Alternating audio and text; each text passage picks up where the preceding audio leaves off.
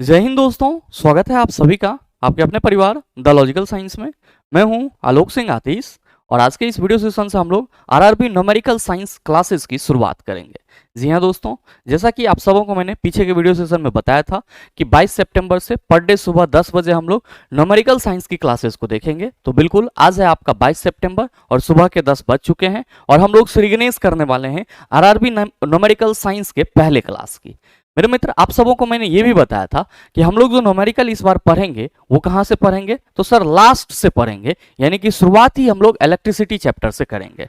ध्यान में रखेंगे कि आज के इस सेशन में हम लोग इलेक्ट्रिसिटी चैप्टर से संबंधित महत्वपूर्ण फॉर्मूला को डिस्कस करेंगे और फिर उससे संबंधित क्वेश्चन लगाएंगे। एक और चीज आपको बताना चाहूंगा कि इस चैप्टर में टोटल 85 न्यूमेरिकल है, तो वो आपका एक क्लास में नहीं होगा। आज के इस सेशन में हम लोग न्यूमेरिकल के लिए फॉर्मूला देखेंगे और साथ ही साथ कुछ महत्वपूर्ण क्वेश्चन लगाएंगे और अगली क्लासेस जो होगी उसमें सिर्फ हम लोग न्यूमेरिकल क्वेश्चन को डिस्कस कर रहे होंगे। साथ ही आपकी जानकारी के लिए बताना चाहूंगा कि आज के इस सेशन का जो भी क्वेश्चन है उसका पीडीएफ आपको कहां मिलेगा, यह हमारे टेलीग्राम ग्रुप से मिल जाएगा, जिसका लिंक इस वीडियो के नीचे डिस्क्रिप्शन में दिया हुआ है। आप वहां से जाकर के पीडीएफ को एक्सेस कर सकते हैं। बहरहाल आइए अपने सेशन की शुरुआत करते हैं और देखते हैं एग्जाम रेलेवेंट क्या कुछ सीख पाते हैं। मेरे मित्र, जैसा कि आप सबों को थंबनेल से और साथ ही साथ यहाँ पे लिखा हुआ मिल रहा है कि हम लोग बात किसकी करने वाले हैं, आप सभी कहेंगे कि गुरुजी इलेक्ट्रिसिटी की बात करने वाले हैं। ध्यान में रखेंगे कि इसी को हम लोग हिंदी में क्या कहते हैं सर, इसी को हम लोग विद्युत कहते हैं। क्या कहते हैं सर? विद्युत कहते हैं। बहुत ही इंपॉर्टेंट चैप्टर है और आपके एग्जाम में इस चैप्टर से बहुत सारे न्यूमेरिकल क्वेश्चन पूछे जाते हैं। मेरे मित्र, आप सभी ध्यान में रखेंगे कि बेसिकली आरआरबी में जो न्यूमेरिकल क्वेश्चन पूछे जाते हैं वो आपका फॉर्मूला बेस्ड होता है, तो कहीं ना कहीं फॉर्मूला पे आपका कमांड होना बहुत ही जरूरी है। आप सभी कहेंगे कि गुरुजी इलेक्ट्रिसिटी चैप्टर से संबंधित महत्वपूर्ण फॉर्मूला क्या क्या है, तो मेरे मित्र आप सभी ध्यान में रखेंगे। पहला चीज तो ये कि जब भी हम लोग विद्युत की बात करेंगे, जब भी हम लोग विद्युत की बात करेंगे तो आप सभी ये ध्यान में रखेंगे कि विद्युत जो है वो क्या होता है, तो आप सभी ध्यान में रखना कि विद्युत जो है वो आवेश का प्रवाह होता है। क्या होता है? आवेश का प्रवाह होता है, यानी कि flow of charge is known as electricity. आवेश के प्रवाह को ही हम लोग क्या कहते हैं? विद्युत कहते हैं, या फिर आम बोलचाल के भाषा में विद्युत धारा कहते हैं। तो इलेक्ट्रिसिटी चैप्टर की शुरुआत कहां से हो जाती है? आप सभी ध्यान में रखेंगे, आवेश से हो जाती है। कहां से हो जाती है? आवेश से हो जाती है। आप सभी कहेंगे कि गुरुजी आवेश के लिए भी कोई ना कोई फॉर्मूला होता होगा। बिल्कुल मेरे मित्र, आप सभी ध्यान में रखना कि अगर हम लोग बात करते हैं किसकी, अगर हम लोग बात करते हैं आवेश की, तो आवेश को हम लोग किससे रिप्रेजेंट करते हैं? क्यू से रिप्रेजेंट करते हैं। और ध्यान में रखेंगे कि क्यू के लिए हम लोग फॉर्मूला क्या लिखते हैं? I इंटू टी लिखते हैं, यानी कि विद्युत धारा और समय का जो गुणनफल होता है वो क्या कहलाता है? आप सभी याद रखेंगे, आवेश कहलाता है। क्या कहलाता है? विद्युत धारा और समय का गुणनफल आवेश कहलाता है। और साथ ही मेरे मित्र, अगर हम लोग बात करें आवेश के एसआई यूनिट की, अगर हम लोग बात करें आवेश के एसआई यूनिट की, तो आप सभी ध्यान में रखना कि आवेश का एसआई यूनिट क्या होता है? कूलम्ब होता है, जिसको हम लोग किससे रिप्रेजेंट करते हैं? तो आप सभी ध्यान में रखेंगे, सी से रिप्रेजेंट करते हैं। किससे रिप्रेजेंट करते हैं? सी से रिप्रेजेंट करते हैं। मेरे मित्र, आप सभी से अगर ये सवाल पूछ लिया जाए कि ये बताओ कि एक कूलम्ब आवेश में कितने इलेक्ट्रॉन होंगे, तो मेरे मित्र आप सभी ध्यान में रखेंगे कि एक कूलम्ब आवेश में जो इलेक्ट्रॉन की संख्या होगी वो कितनी होगी? 6.25 into 10 to the power 18 electron. एक कूलम्ब आवेश में कितने इलेक्ट्रॉन की संख्या होगी? आप कहेंगे 6.25 into 10 to the power 18 electron. आपके मन में आ रहा होगा कि गुरुजी ये चीजें कैसी आए, इसके लिए क्या कोई फॉर्मूला है? बिल्कुल है। जब भी बात की जाएगी कि एक कूलम्ब आवेश में इलेक्ट्रॉन की संख्या कितनी होती है, तो आपके लिए फॉर्मूला क्या होगा? Q equal to NE। Q equal to क्या होगा सर? NE होगा। मेरे मित्र ध्यान में रखेंगे कि यहाँ पे जो Q है ये किसको बता रहा है? तो सर आवेश को बता रहा है। किसको बता रहा है? आवेश को बता रहा है। और साथ ही साथ ये जो N है ये किसको बता रहा है? तो आप सभी ध्यान में रखेंगे, नंबर ऑफ इलेक्ट्रॉन को बता रहा है। किसको बता रहा है? नंबर ऑफ इलेक्ट्रॉन को बता रहा है। और यहाँ पे जो ये E है ये क्या बता रहा है? तो आप सभी ध्यान में रखेंगे, एक इलेक्ट्रॉन पे आवेश कितना होता है उसको बता रहा है। एक इलेक्ट्रॉन पे आवेश कितना होता है उसको बता रहा है। यानी कि अगर आपसे सवाल ये कर दिया जाए कि आवेश अगर एक कूलम्ब हो तो उस पे टोटल नंबर ऑफ इलेक्ट्रॉन कितना होगा? तो आप सभी कहेंगे कि गुरुजी हम यहाँ पे 1 कूलम लिख सकते हैं, साथ ही यहाँ पे n जो है वो नंबर ऑफ इलेक्ट्रॉन है, तो n तो हमको निकालना ही है, और एक इलेक्ट्रॉन पे आवेश आप सबों को मालूम है कितना होता है? आप सभी कहेंगे कि गुरुजी 1.6 into 10 to the power minus 19 coulomb. तो मेरे मित्र यहाँ पे एक कूलम इक्वल टू हम लोग n, यहाँ पे नंबर ऑफ इलेक्ट्रॉन है, इनटू क्या कह देंगे? आप कहेंगे 1.6 into 10 to the power minus 19। मेरे मित्र आपको n निकालना है, तो n इक्वल टू क्या हो जाएगा? आप सभी कहेंगे कि गुरुजी ये 1 बटा 1.6 into 10 to the power minus 19 हो जाएगा। कितना हो जाएगा? 1.6 into 10 to the power minus 19 हो जाएगा। और मेरे मित्र जब आप इसको सॉल्व करेंगे तो वैल्यू आपका कितना आएगा? 6.25 into 10 to the power 18 electron आएगा। तो आप सभी आवेश के लिए ये दो फॉर्मूला हमेशा अपने माइंड में रखेंगे कि आवेश की जब भी बात की जाएगी आप कहेंगे sir Q equal to I T, और 1 कूलम आवेश में कितना electron? 6.25 into 10 to the power 18 electron. कैसे आएगा? तो आप कहेंगे sir Q equal to NE से आएगा, जहां पे Q क्या है? आवेश की मात्रा, N number of electron, E क्या है? एक इलेक्ट्रॉन पे आवेश। क्या कहेंगे सर? इस फॉर्मूला के अकॉर्डिंग एक कूलम इक्वल टू क्या हो जाएगा? N into 1.6 into 10 to the power minus 19 coulomb. मेरे मित्र आप सभी ध्यान में रखेंगे कि जब हम लोग दो आवेश को एक दूसरे से कुछ दूरी पर रखते हैं, जैसे कि मान लीजिए कि ये आपका एक आवेश Q1 है और दूसरा आवेश आपका Q2 है। अब ये दो आवेश हैं जो एक दूसरे से कुछ दूरी पर रखे हुए हैं, एक दूसरे से क्या है? तो सर r दूरी पे रखे हुए हैं। तो आप सभी कहेंगे कि सर आवेश जो है वो तो आकर्षण या प्रतिकर्षण बल लगाएगा। अगर समान आवेश होगा तो एक दूसरे को क्या करेगा? प्रतिकर्षित करेगा। आप सबों को ये चीज मालूम है। और अगर अलग अलग आवेश होंगे तो एक दूसरे को आकर्षित करेंगे। मेरे मित्र आप सभी क्या कहते हो कि गुरुजी आकर्षण और विकर्षण दोनों ही एक प्रकार के बल होते हैं। तो अगर आपसे ये कहा जाए कि दो आवेश एक दूसरे से कुछ दूरी पर स्थित हैं और वो दूरी r है, तो इस दोनों के बीच में लगने वाला आकर्षण या प्रतिकर्षण बल का परिमाण क्या होगा? तो आप सबों को यहाँ पे क्या याद रखना होगा? कूलम्ब्स लॉ को याद रखना होगा। मेरे मित्र आप सभी ध्यान में रखेंगे कि कूलम्ब्स लॉ के अकॉर्डिंग, यानी कि कूलम के नियम के अनुसार हम लोग क्या कहते हैं? हम सभी कहते हैं कि जब दो आवेश Q1 और Q2 एक दूसरे से कुछ दूरी r पर स्थित होती है तो इसके बीच जो लगने वाला बल होता है वो दोनों ही आवेश के गुणनफल के समानुपाती होता है, और साथ ही साथ इसके बीच की दूरी के वर्ग के व्युत्क्रमानुपाती होता है। क्या कहिएगा कि जब दो आवेश एक दूसरे से कुछ दूरी पर स्थित हो तो इसके बीच में लगने वाला बल क्या होता है? तो सर दोनों ही आवेश के परिमाण के गुणनफल के समानुपाती होता है, और साथ ही साथ इसके बीच की दूरी के वर्ग के व्युत्क्रमानुपाती होता है। और मेरे मित्र आप सभी अगर इस प्रोपोर्शनल साइन को हटाएंगे, आप सभी अगर इस प्रोपोर्शनल साइन को हटाएंगे तो क्या कहिएगा कि गुरुजी F इक्वल टू हम लोग लिख सकते हैं K equal to Q1 into Q1 into Q2 बटा आर स्क्वायर। मेरे मित्र आप सभी ध्यान में रखेंगे कि यहाँ पे जो K है इसको क्या बोला जाता है? तो सर इसको जो है कूलम नियतांक बोला जाता है। क्या बोला जाता है? कूलम नियतांक, या फिर इसी को हम लोग क्या कहते हैं? कूलम्स कांस्टेंट कहते हैं। क्या कहते हैं? कूलम्स कांस्टेंट कहते हैं। और भाई मेरे आप सभी ध्यान में रखना कि इस K का वैल्यू कितना होता है? 9 इंटू 10 टू द पावर 9। कितना होता है sir? 9 into 10 to the power 9। तो अगर दो आवेश एक दूसरे से कुछ दूरी पर स्थित हो और उसके बीच में लगने वाला बल आपसे पूछा जाए तो आप ये वाला फॉर्मूला लगाएंगे। क्या? F equal to K into Q1 into Q2 बटा आर स्क्वायर, जहां पे K क्या है? आप कहेंगे सर कूलम नियतांक है। मेरे मित्र आप सभी ध्यान में रखेंगे कि चूंकि आप यहां पे ये कह रहे हैं कि गुरुजी F जो है वो डायरेक्टली प्रोपोर्शनल है आवेशों के परिमाण के गुणनफल के, और इनवर्सली प्रोपोर्शनल है उसके बीच के दूरी के वर्ग के, तो आप सभी ये ध्यान में रखना कि अगर हम आवेश का परिमाण बढ़ाएंगे तो आवेश के बीच जो लगने वाला बल का परिमाण होगा वो भी बढ़ जाएगा। क्यों? क्योंकि सर डायरेक्टली प्रोपोर्शनल है, तो ये बढ़ेगा तो ये भी बढ़ेगा। तो हमेशा ध्यान में रखेंगे कि अगर दो आवेशों के परिमाण को हम इंक्रीज करेंगे, यानी कि बढ़ाते चले जाएंगे, तो उसके बीच जो लगने वाला परिणामी बल होगा वो भी क्या होगा? तो सर बढ़ता चला जाएगा। और साथ ही अगर उसके बीच की दूरी को हम लोग क्या करेंगे? सर परिवर्तित करेंगे, तो सर बल का भी मान परिवर्तित होगा। कैसे? तो सर चूंकि जो बल होती है वो दोनों ही आवेश के बीच की दूरी के वर्ग के व्युत्क्रमानुपाती होती है। व्युत्क्रमानुपाती का मतलब क्या हुआ? उल्टा, एगो बढ़ेगा तो दूसरा घटेगा। तो इसका मतलब ये है कि सर अगर इस दोनों आवेश के बीच की दूरी को बढ़ा देंगे तो आप क्या कहेंगे कि सर कूलम्स लॉ के अकॉर्डिंग इसके बीच में जो लगने वाला बल होगा वो घट जाएगा। इस दोनों आवेश के बीच की दूरी को घटा देंगे तो आप कहेंगे कूलम्स लॉ के अकॉर्डिंग इसके बीच जो लगने वाला बल होगा वो क्या होगा सर बढ़ जाएगा।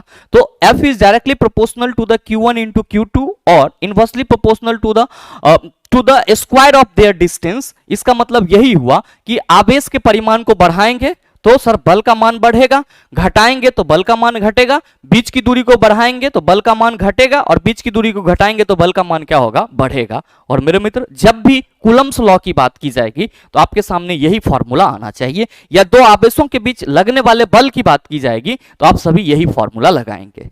तो आवेश से संबंधित आपको 3 फॉर्मूला अपने माइंड में रखना है। कौन कौन सा? तो sir Q equal to IT, Q equal to NE और F इक्वल टू यानी कि दो आवेशों के बीच लगने वाला बल आप कहेंगे कूलम्स लॉ से ज्ञात किया जाएगा। क्या है? तो F equal to K into Q1 into Q2 बटा R स्क्वायर। अब मेरे मित्र हम लोग डिस्कस किसको कर लेते हैं? डिस्कस कर लेते हैं हम लोग I को, यानी कि विद्युत धारा को। ध्यान में रखेंगे कि विद्युत धारा को हम लोग किससे रिप्रेजेंट करते हैं? विद्युत धारा को हम लोग I से रिप्रेजेंट करते हैं। किससे रिप्रेजेंट करते हैं? I से रिप्रेजेंट करते हैं। और मेरे मित्र आप सभी ध्यान में रखेंगे कि किसी तार के अनुप्रस्थ काट क्षेत्रफल से प्रति एकांक समय में प्रवाहित आवेश की मात्रा, या सर आप कह सकते हो किसी अनुप्रस्थ काट क्षेत्रफल से जो आवेश प्रवाह की दर होती है वो विद्युत धारा कहलाती है। जैसे अगर हम कहें कि ये आपका कोई चालक तार है तो ये चालक तार का अनुप्रस्थ काट क्षेत्रफल हो जाएगा। अब इस अनुप्रस्थ काट क्षेत्रफल से t समय में अगर t समय में Q आवेश प्रवाहित हो रही है तो जो हमारा I होगा वो किसके बराबर होगा? आप सभी ध्यान में रखना, Q बाई T के बराबर होगा। यानी कि आप ये भी कह सकते हो कि सर आवेश के प्रवाह की दर को विद्युत धारा कहा जाता है। जहां पे चला जी ये Q क्या है? आप कहेंगे सर जी आवेश है।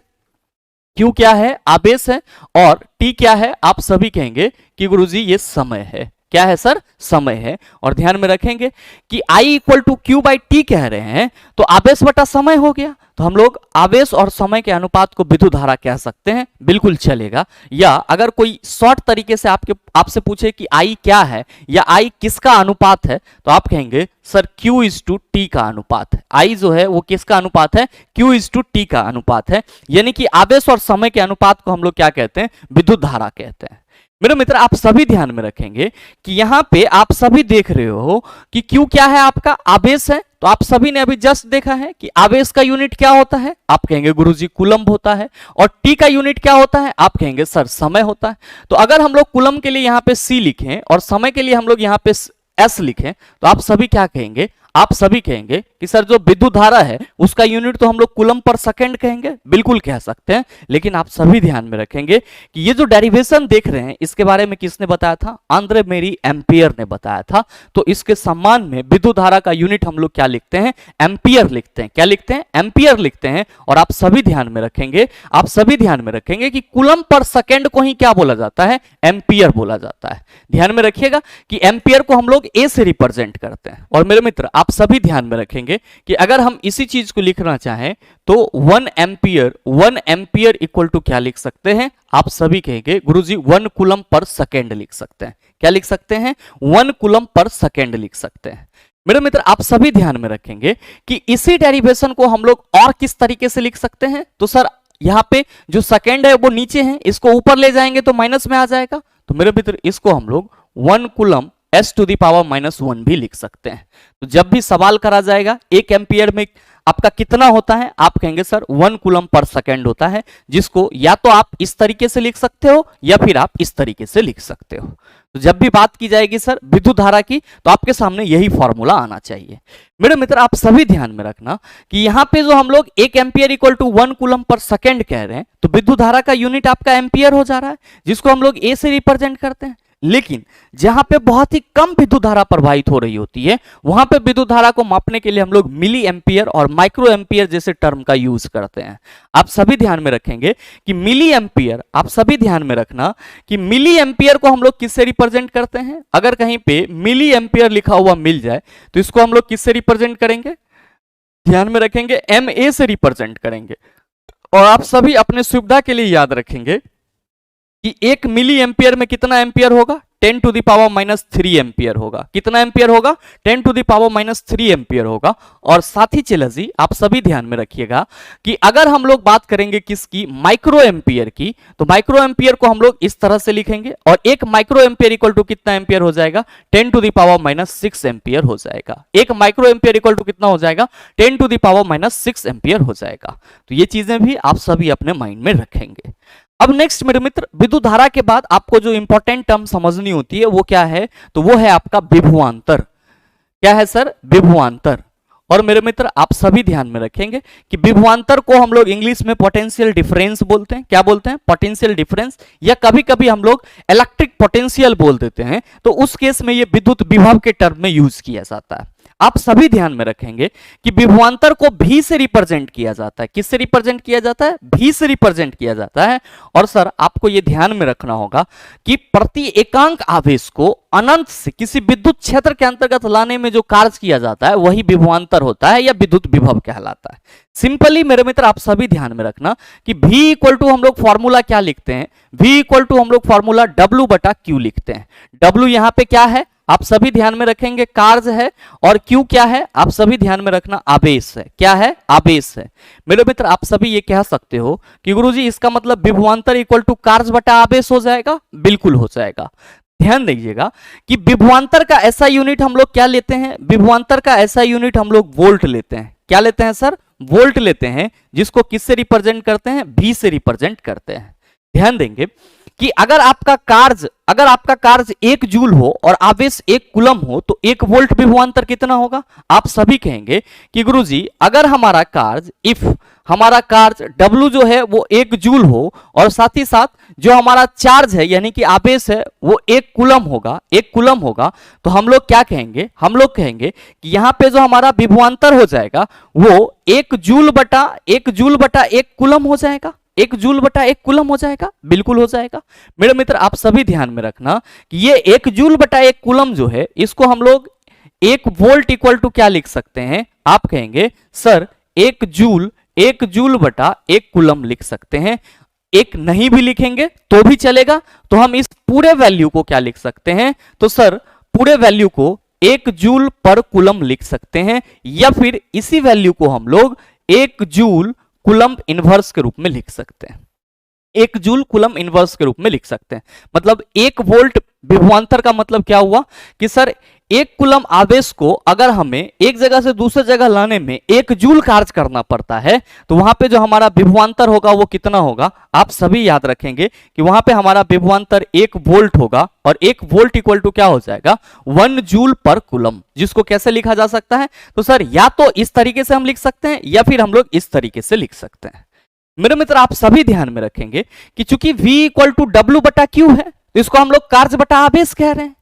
तो आप सभी यहां से ये नहीं कह सकते हैं क्या कि गुरुजी चूंकि V इक्वल टू W बटा Q है, V इक्वल टू W बटा Q है, तो यहां पे W इक्वल टू क्या हो जाएगा? आप कहेंगे गुरुजी VQ हो जाएगा या Q भी हो जाएगा। W इक्वल टू क्या हो जाएगा? VQ या Q भी। साथ ही मेरे मित्र हम लोग यहां पे Q इक्वल टू क्या कह सकते हैं? आप कहेंगे सर W बटा V कह सकते हैं। Q इक्वल टू क्या कह सकते हैं? आप सभी कहेंगे कि गुरुजी W बटा V कह सकते हैं। ये डेरिवेशन भी आप सभी ध्यान में रखेंगे कि चूंकि विभवांतर इक्वल टू आपका V इक्वल टू W बटा Q होता है, जिसका ऐसा यूनिट क्या होता है सर? वोल्ट। तो हम लोग W इक्वल टू VQ भी कह सकते हैं और Q इक्वल टू W बटा V भी कह सकते हैं।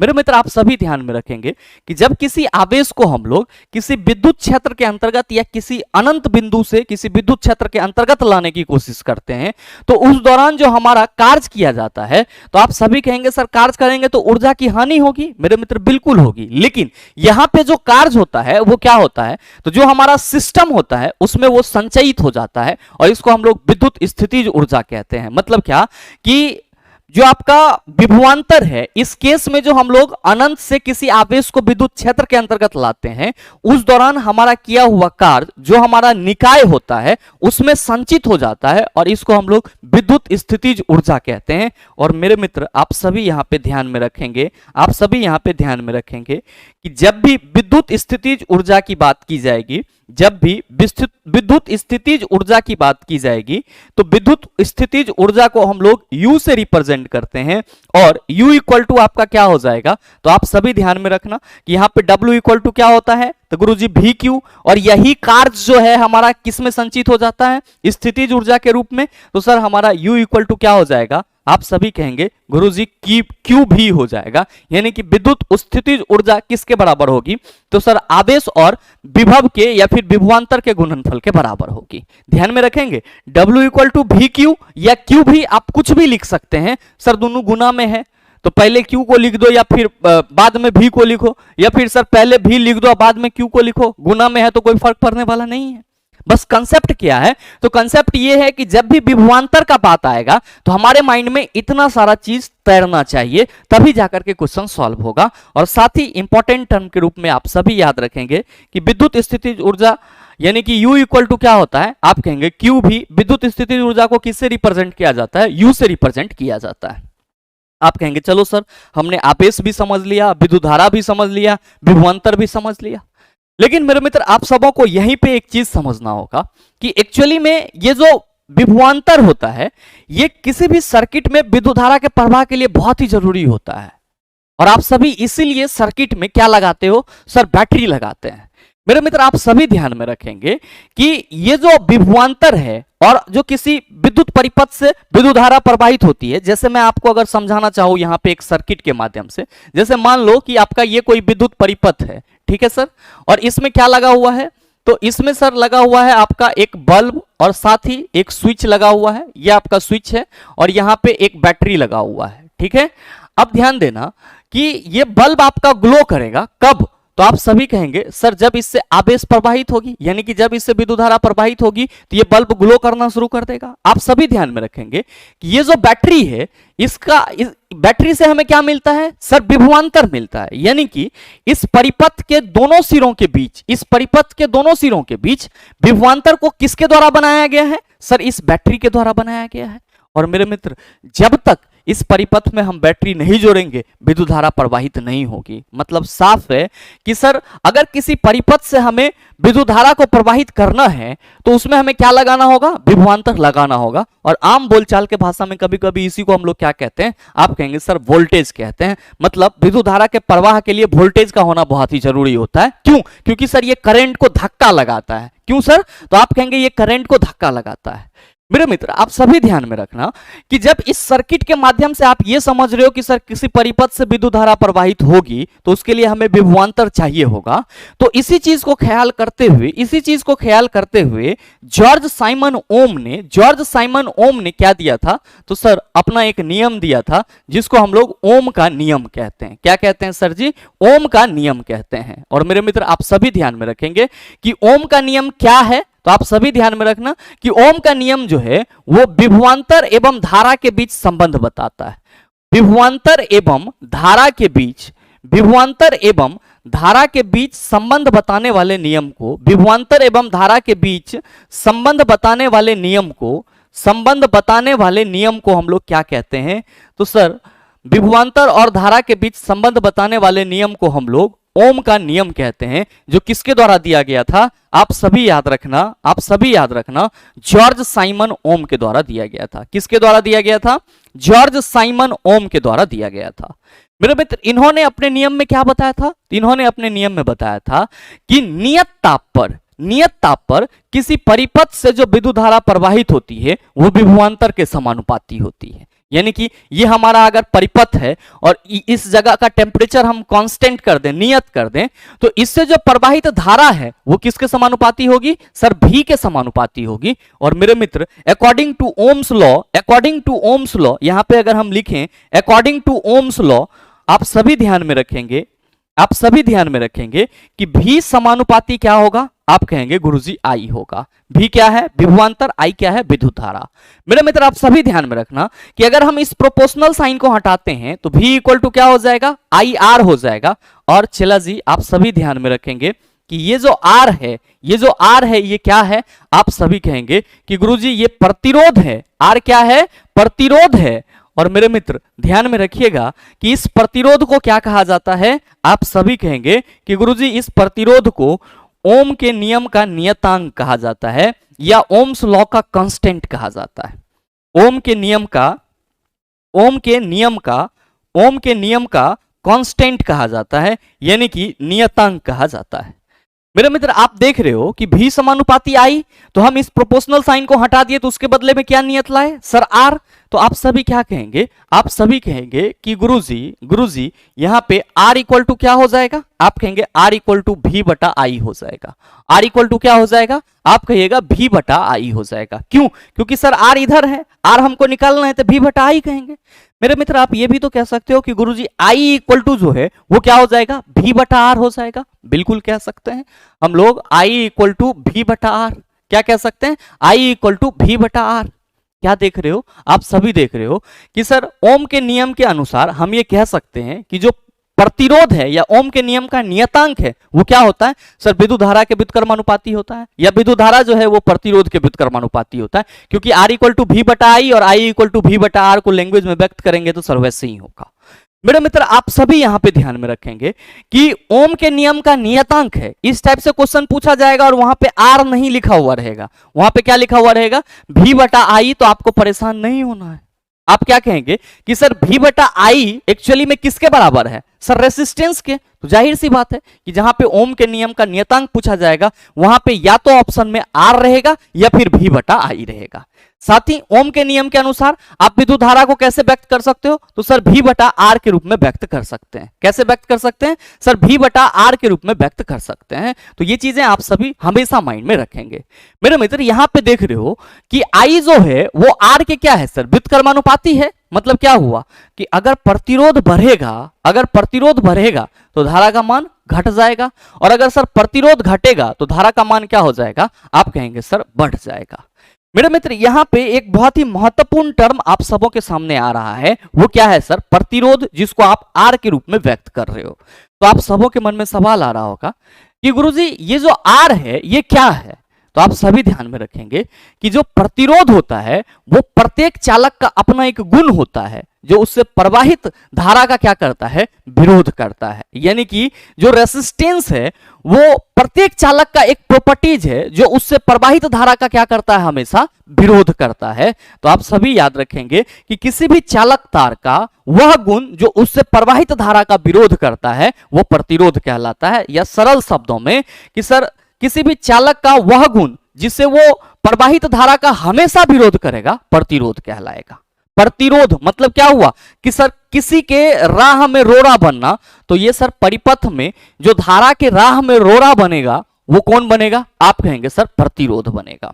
तो प्रतिरोध के लिए फॉर्मूला आर इक्वल टू भी बटा आई तो आप यूज कर ही सकते हैं। लेकिन मेरे मित्र आप सभी ध्यान में रखेंगे क्या कि जो प्रतिरोध होती है यानी कि जो आर होती है ये क्या होते हैं, तो सर कि कोई भी चालक तार के लंबाई के समानुपाती होती है। मतलब क्या कि अगर ये मान लीजिए कि आपका एक इतना लंबा तार है और कोई आपका इतना लंबा तार है, तो दोनों में से प्रतिरोध किसका ज्यादा होगा, आप क्या कहेंगे कि सर जो लंबा तार है उसका प्रतिरोध ज्यादा होगा और जो छोटा तार है उसका प्रतिरोध कम होगा। इसका मतलब यह हुआ कि सर प्रतिरोध जो है वो तार के लंबाई के समानुपाती होता है, यानी कि R is directly proportional to the length of the wire.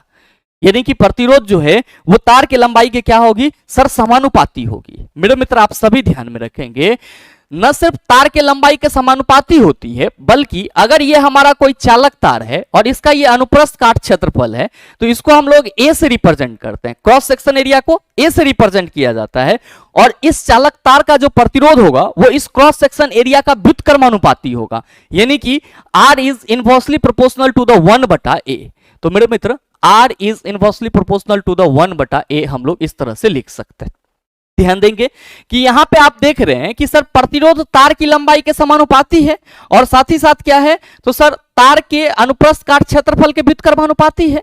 मेरे मित्र आप सभी ध्यान में रखना कि अगर इस प्रोपोर्शनल साइन और इस प्रोपोर्शनल साइन को हम लोग यहां से क्या करते हैं सर, हटाते हैं, तो इसके बदले में क्या आ जाता है, इसके बदले में हम लोग क्या लिख लेते हैं सर, इसके बदले में रो लिख लेते हैं। और रो इक्वल टू हम लोग क्या कहते हैं, आप सभी ध्यान में रखेंगे, रो इक्वल टू हम लोग L/A कहते हैं। रो इक्वल टू हम लोग क्या कहते हैं सर, एल बटा ए कहते हैं। और मेरे मित्र आप सभी ध्यान में रखेंगे कि ये जो रो आपने निकाला है इसी को क्या बोला जाता है, इसी को विशिष्ट प्रतिरोधकता बोला जाता है। क्या बोला जाता है, इसको विशिष्ट प्रतिरोधकता बोला जाता है, विशिष्ट प्रतिरोधकता बोला जाता है, विशिष्ट प्रतिरोधकता, जिसको हम लोग स्पेसिफिक रेसिस्टेंस कहते हैं। आप कहेंगे गुरुजी ये क्या होता है, तो मेरे मित्र आप सभी ध्यान में रखेंगे कि प्रतिरोधकता क्या है। तो आप कहिएगा कि सर प्रतिरोध जब हमने डिस्कस करा तो सीधे सीधे ये कहा कि चालक तार द्वारा प्रवाहित धारा का विरोध करना प्रतिरोध कहलाएगा। किसी चालक तार के द्वारा प्रवाहित धारा का कितना तेजी से विरोध किया जा रहा है, यह गुण उस चालक तार की क्या कहलाती है सर जी, विशिष्ट प्रतिरोधकता यानी कि स्पेसिफिक रेसिस्टेंस कहलाती है, जिसको हम लोग किससे रिप्रेजेंट करते हैं सर, रो से रिप्रेजेंट करते हैं।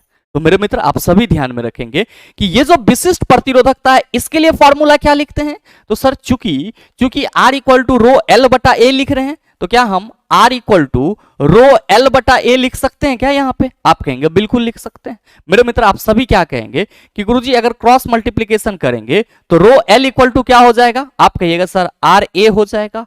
रो एल इक्वल टू क्या हो जाएगा आर ए, और भाई मेरे रो इक्वल टू क्या हो जाएगा, आप कहेंगे आर ए बटा एल हो जाएगा, आर ए बटा एल हो जाएगा। तो मेरे मित्र जो आपका विशिष्ट प्रतिरोधकता है इसके लिए फॉर्मूला आपके पास क्या है, rho equal to R A बटा एल, जहां पे आर क्या है आप कहेंगे सर प्रतिरोध, ए क्या है क्रॉस सेक्शन एरिया, एल क्या है सर लेंथ। बहुत सारे मित्र यहां पे कंफ्यूज करते हैं कि गुरुजी जिस तरह आपने बताया कि प्रतिरोध तार के लंबाई के समानुपाती होती है और क्रॉस सेक्शन एरिया के व्युत्क्रमानुपाती होती है, तो क्या ये विशिष्ट प्रतिरोधकता भी क्रॉस सेक्शन एरिया और तार के लंबाई पर डिपेंड करती है, कभी नहीं।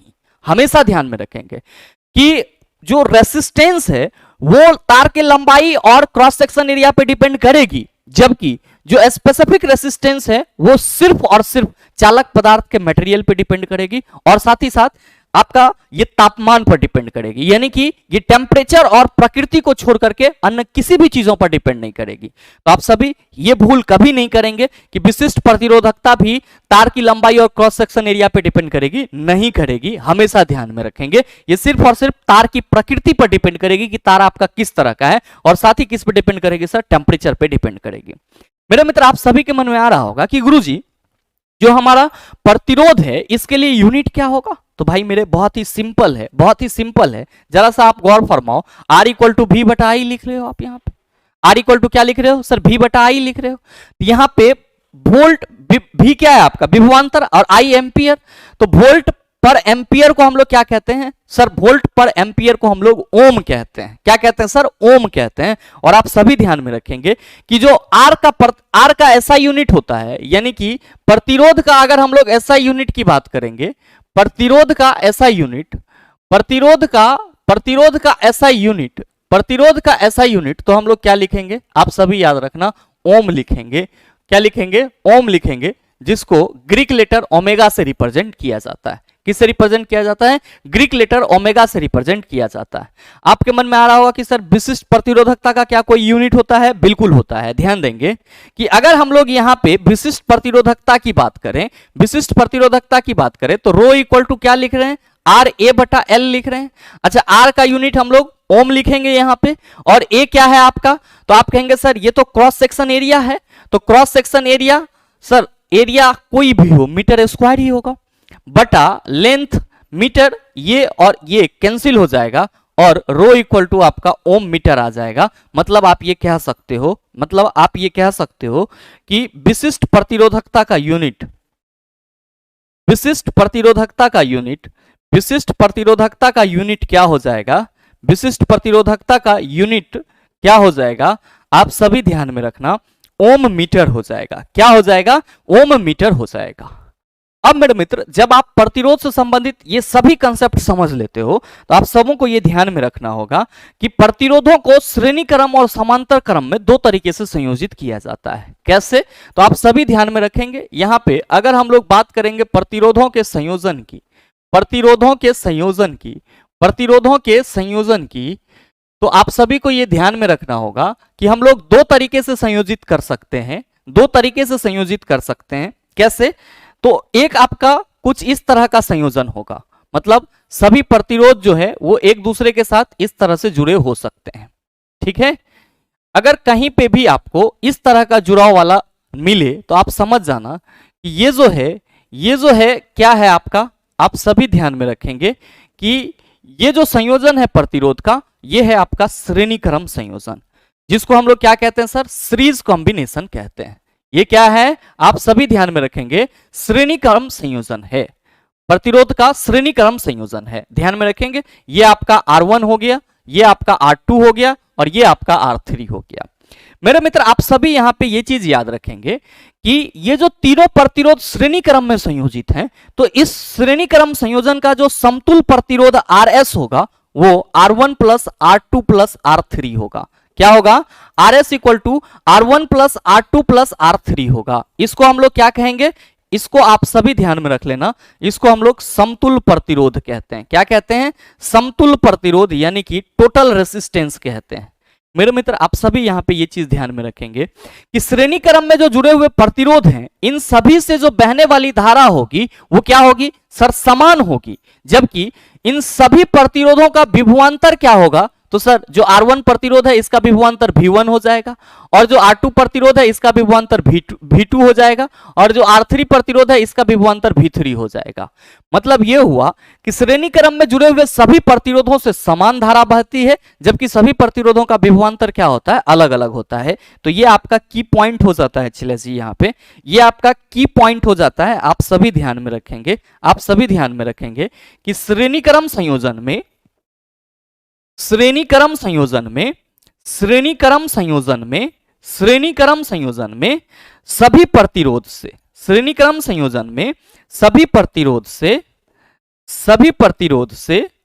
प्रतिरोध से समान धारा बहती है, सभी प्रतिरोध से समान धारा बहती है तथा विभवांतर अलग अलग होता है, विभवांतर अलग अलग होता है।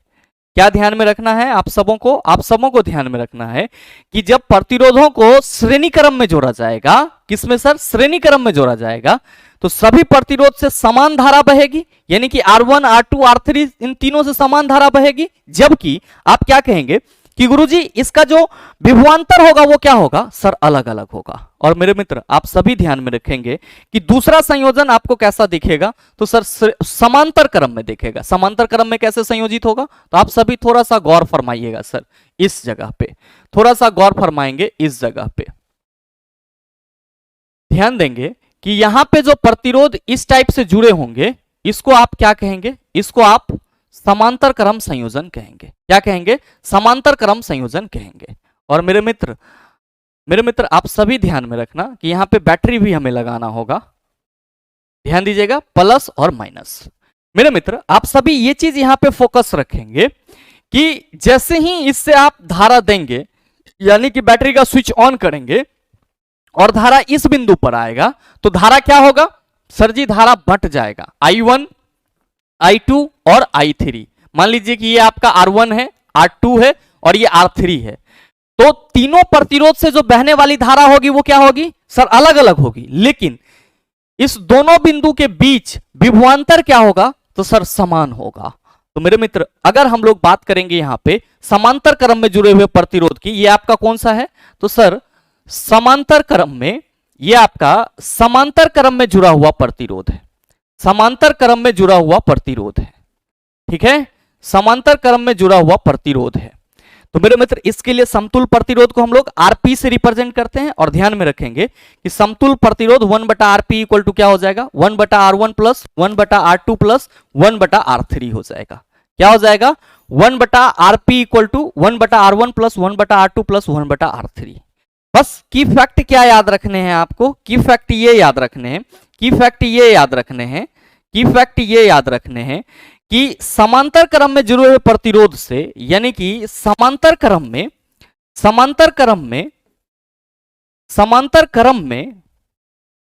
जुड़े हुए प्रतिरोध से, समांतर क्रम में जुड़े हुए प्रतिरोध से, समांतर क्रम में जुड़े हुए प्रतिरोध से धारा अलग अलग होती है या धारा अलग अलग बहती है? धारा अलग अलग बहती है, जबकि जबकि जबकि विभवांतर जबकि विभवांतर जबकि विभवांतर क्या होता है? आप सभी याद रखेंगे सर जी, समान होता है। क्या होता है सर? समान होता है। तो ये चीज हमेशा ध्यान में रखिएगा कि प्रतिरोधों का संयोजन दो तरीके से हो सकता है, श्रेणी क्रम और समांतर क्रम। श्रेणी क्रम में सर क्या होगा? तो R S equal to R one plus R two plus R three, और सर समांतर क्रम में क्या होगा? 1/rp equal to 1/r1 plus 1/r2 plus 1/r3। क्या ध्यान में रखेंगे? श्रेणी क्रम में सभी प्रतिरोध से समान धारा बहेगी, और साथ ही साथ अगर हम लोग समांतर क्रम की बात करेंगे तो सर सभी प्रतिरोध से धारा अलग अलग बहेगी। सर यहां पे सभी प्रतिरोध का विभवांतर अलग अलग होगा, यहां पे सभी प्रतिरोध का विभवांतर समान होगा। मेरे मित्र, आप सभी एक और चीज ध्यान में रखना, यहां पे आप एक और चीज ध्यान में रखना कि अगर दो प्रतिरोध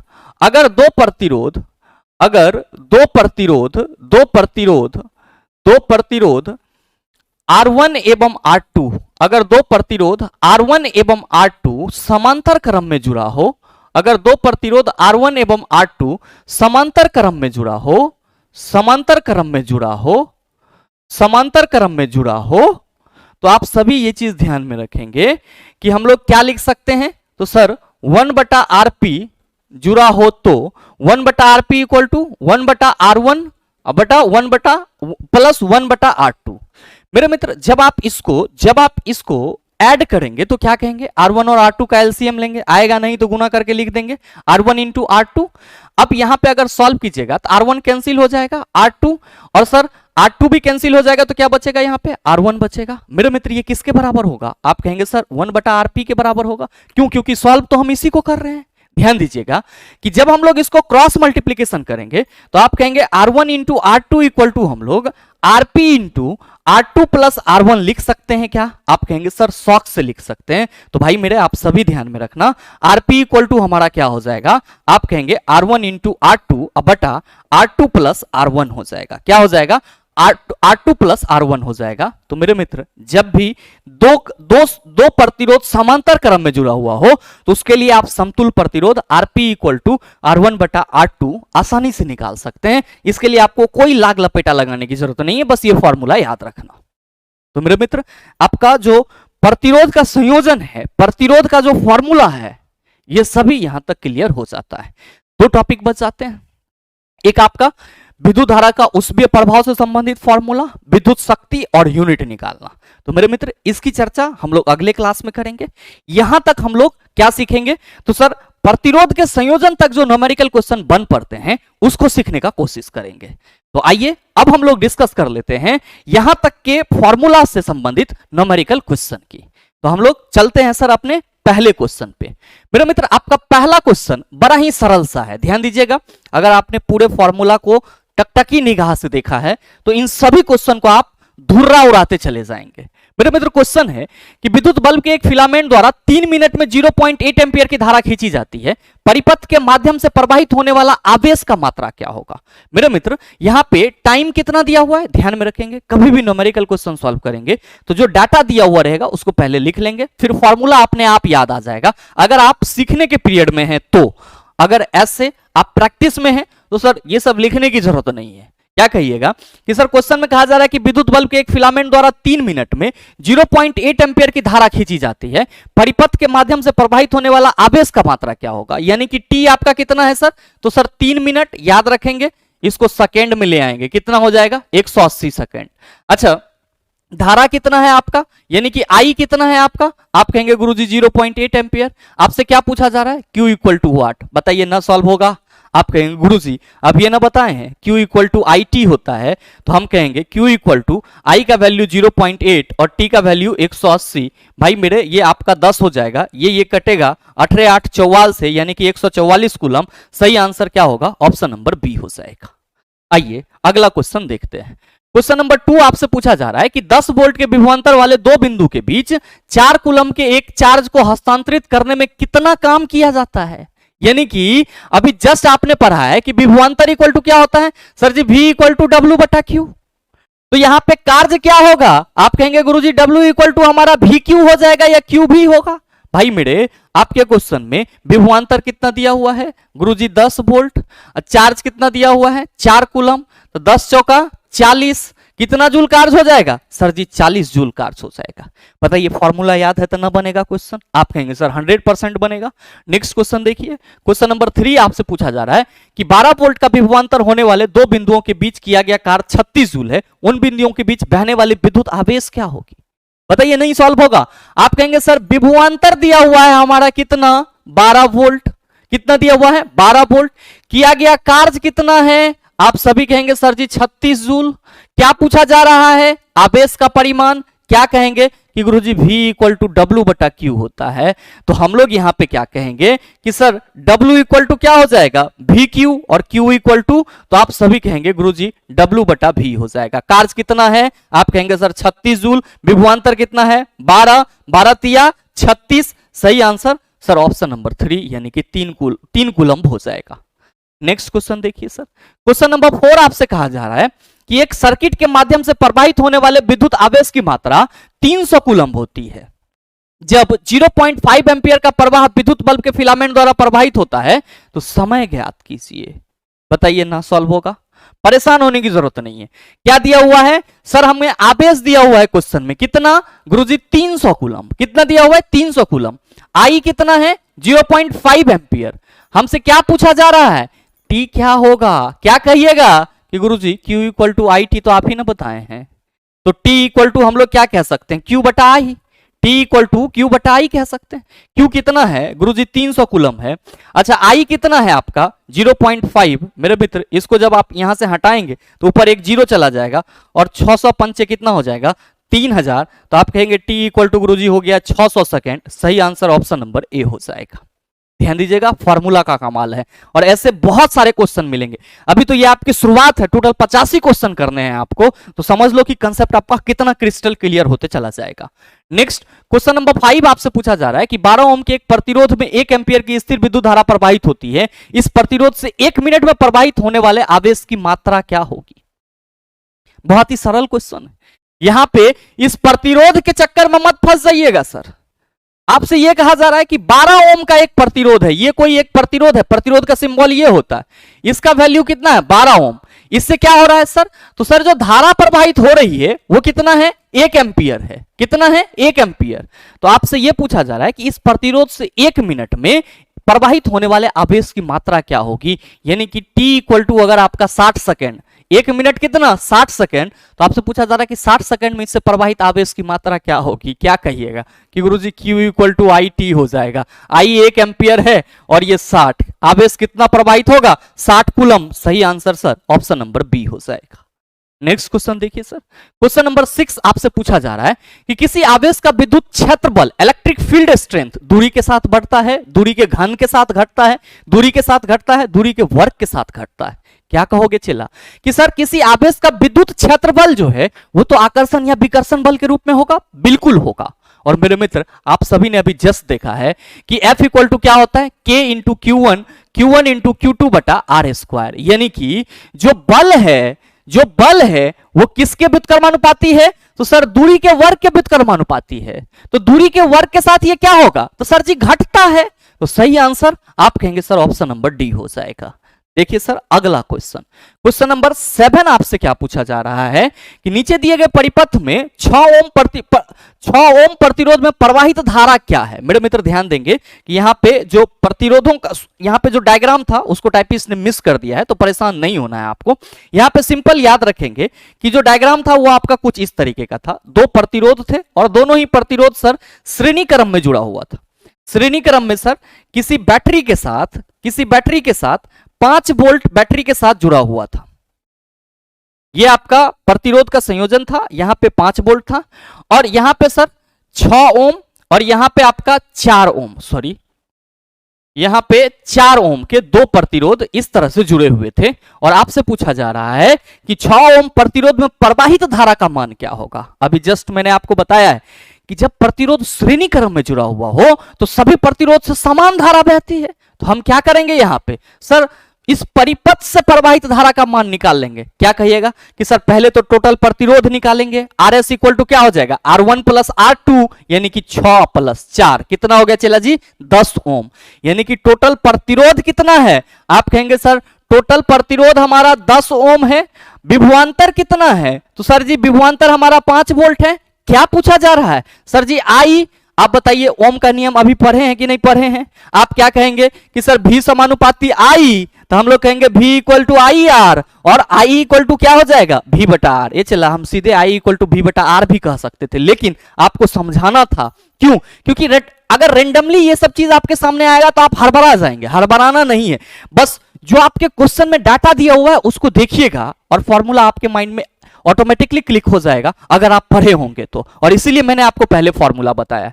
क्या कहोगे कि गुरुजी यहां पे I इक्वल टू V बटा आर हो जाएगा, तो हमारा V कितना है 5, और जो हमारा प्रतिरोध है वो कितना है 10, तो ये 5 बटा 10, 5 एक कम 5, 5 दूना 10, 1 बटा 2 कितना हो जाएगा चला 0.5 एम्पियर। सही आंसर ऑप्शन नंबर बी हो जाएगा। कोई दिक्कत, आइए अगला क्वेश्चन देखिए। क्वेश्चन नंबर 8 आपसे पूछा जा रहा है कि प्रत्येक 4 ओम के दो प्रतिरोध 5 वोल्ट बैटरी स्रोत के साथ समांतर क्रम में संयोजित है, परिपथ में प्रवाहित कुल धारा का मान ज्ञात कीजिए। अब बताइए, बहुत सारे मित्र यहां पे कहेंगे कि सर 4 ओम के दो प्रतिरोध है और 4 ओम के दो प्रतिरोध 5 वोल्ट बैटरी के साथ समांतर क्रम में जुड़े हुए हैं, तो हम यहां पे कहेंगे 1 बटा आरपी इक्वल टू 1 बटा 4 प्लस 1 बटा 4। अब इसको हम लोग सॉल्व करेंगे, एलसीएम लेंगे, लेकिन अभी जस्ट मैंने आपको बताया है कि सर जब दो प्रतिरोध समांतर क्रम में जुड़ा हो, तो फॉर्मूला सीधे R1 इंटू R2 बटा R2 प्लस R1 लगाना है। क्या लगाना है sir, formula R1 into R2 बटा R2 प्लस R1 लगाना है। तो मेरे मित्र आइए यहां पे इस क्वेश्चन पे ध्यान देंगे कि इसको हम क्या कहेंगे सर, आरपी इक्वल टू सीधे R1 इंटू R2 बटा R2 प्लस R1। अब दो प्रतिरोध 4 ओम का है, तो चला जी 4 गुना 4 बटा 4 प्लस 4, 4 चौका 16 और 4 4 8, ये कितना हो गया, तो सर हमारा टोटल प्रतिरोध 2 ओम हो गया। ठीक है, आप कहा जा रहा है कि 5 वोल्ट बैटरी के साथ जुड़ा हुआ है, तो सर परिपथ में प्रवाहित कुल धारा का मान ज्ञात कीजिए। तो सर परिपथ से प्रवाहित कुल धारा का मान आपको बताना है, तो आप क्या कहेंगे कि गुरुजी यहां पे हमारा टोटल प्रतिरोध तो 2 ओम आ गया, टोटल प्रतिरोध कितना आ गया 2 ओम, तो हम लोग कहेंगे कि सर यहां पे विभवांतर कितना है 5 वोल्ट, तो I इक्वल टू क्या हो जाएगा, आप कहिएगा सर जी V बटा आर, ये 5 बटा कितना हो जाएगा 2, और आप कहेंगे सर जी ये हो जाएगा हमारा 2.5 एम्पियर। सही आंसर ऑप्शन नंबर सी हो जाएगा। आइए बात करते हैं अगले क्वेश्चन की, क्वेश्चन नंबर 9। आपसे कहा जा रहा है कि 8 ओम और 12 ओम के दो प्रतिरोध A और B 6 वोल्ट के बैटरी के साथ श्रेणी क्रम में संयोजित हैं। मेरे मित्र 8 ओम और 12 ओम के दो प्रतिरोध, ध्यान देंगे, ये आपका 8 ओम का प्रतिरोध है और ये 12 ओम का प्रतिरोध है। ये क्या है, तो सर 6 वोल्ट बैटरी के साथ श्रेणी क्रम में संयोजित है, 6 वोल्ट के बैटरी के साथ श्रेणी क्रम में संयोजित है। कहा जा रहा है कि यदि विभवांतर V1 और V2 है, यानी कि इसका विभवांतर तो अलग अलग होगा, बिल्कुल होगा सर। यहां पे इसका विभवांतर V1, इसका विभवांतर V2। कहा जा रहा है कि क्रमशः A और B के सिरों पर विभव पात हैं, तो तथा I1 और I2 उनसे होकर प्रवाहित होने वाली धारा है, तो V1 बटा V2 और I1 बटा I2 का मान क्या होगा। चला श्रेणी क्रम में जुड़ा हुआ है, समान धारा बहेगी तो समान धारा का अनुपात आप कहेंगे सर 1, तो मेरे मित्र यहां पे एक चीज तो क्लियर हो गया, I1 और I2 इक्वल टू 1। अब बहुत सारे मित्र कहेंगे कैसे लाए, तो हम आपको बताए हैं क्या कि सर अगर समान श्रेणी क्रम में जुड़ा हुआ है तो प्रतिरोधों से क्या होगी, समान धारा बहेगी। क्या होगी सर, समान धारा बहेगी। मेरे मित्र आप सभी कहेंगे कि गुरुजी फिर इसका तो विभवांतर हमें निकालना होगा, बिल्कुल निकालना होगा, लेकिन उससे भी पहले आपको धारा निकालना होगा। ये तो डाटा था जो आपको मालूम था कि I1 और I2 समान धारा बहेगी, तो समान चीज का अनुपात तो एक ही होगा, तो एक आंसर आपका आ गया। लेकिन विभवांतर निकालने के लिए आपको धारा निकालना होगा। क्या कहोगे सर, टोटल प्रतिरोध, यहां पे टोटल प्रतिरोध RS जो है वो कितना हो जाएगा 20 ओम। कितना है सर, वोल्ट 6 वोल्ट है। तो मेरे मित्र आप सभी क्या कहेंगे, I इक्वल टू V बटा आर, I इक्वल टू क्या हो जाएगा V बटा आर, तो ये आपका हो जाएगा 6 बटा 20। क्या हो जाएगा 6 बटा 20। ध्यान देंगे एम्पियर। अब ये धारा तो आपको मिल गया, अब यहां पे विभवांतर तो दोनों का अलग अलग होगा, आप कहेंगे बिल्कुल। तो मेरे मित्र ये R1 है, V1 इक्वल टू क्या हो जाएगा, आप कहेंगे IR1, V2 इक्वल टू क्या हो जाएगा, आप कहिएगा IR2 का है। तो अगर ये सर R1 प्रतिरोध है तो ये R2 हमारा होगा, होगा कि नहीं होगा, बिल्कुल होगा। तो भाई मेरे आप सभी यहां पे क्या कहोगे, आप सभी कहोगे कि गुरुजी अगर हम R1 V1 निकालना चाहेंगे तो V1 हमारा कितना हो जाएगा, तो सर धारा तो 6/20 ही रहेगा, 6/20। अब ध्यान देंगे R1 कितना है 8 ओम, तो 8 कर दीजिए यहां पे।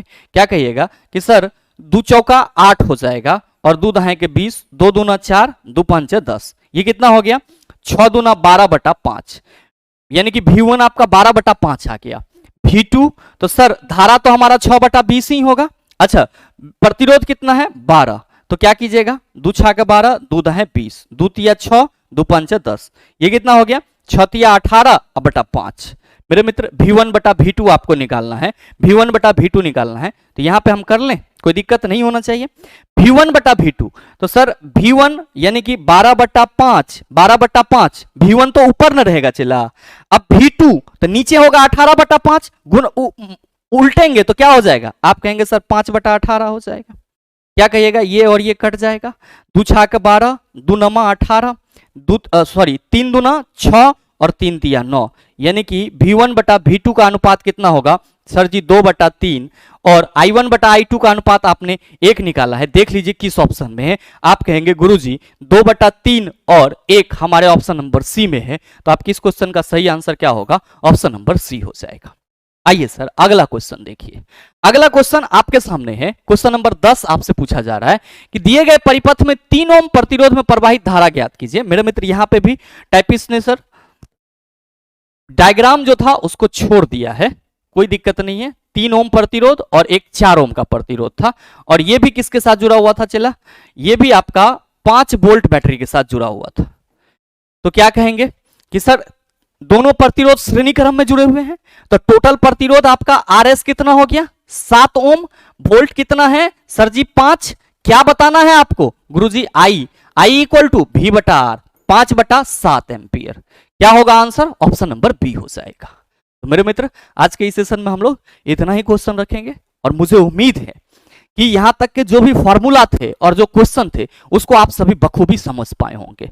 और अब अगर आपको इन सभी टाइप के फॉर्मूला और क्वेश्चन से संबंधित किसी भी प्रकार का क्वेश्चन दे दिया जाए तो आप उसका जवाब बड़े ही सरलता से दे सकते हैं। और साथ ही उम्मीद करते हैं कि ये वीडियो आप सबों को अच्छा लगा होगा। अगर आप सबों को वीडियो अच्छा लगा तो वीडियो को लाइक कीजिएगा, ज्यादा से ज्यादा अपने दोस्तों के साथ शेयर कीजिएगा, और साथ ही अगर आप चैनल पर नए हैं तो चैनल को सब्सक्राइब करके बेल आइकन दबा लीजिएगा, ताकि इस तरह के एग्जाम रेलेवेंट वीडियो का नोटिफिकेशन सबसे पहले आपके पास पहुंचे और आप उसको सबसे पहले देख पाओ। मिलते हैं फिर अगले वीडियो सेशन में, तब तक के लिए best of luck, thank you, have a nice day.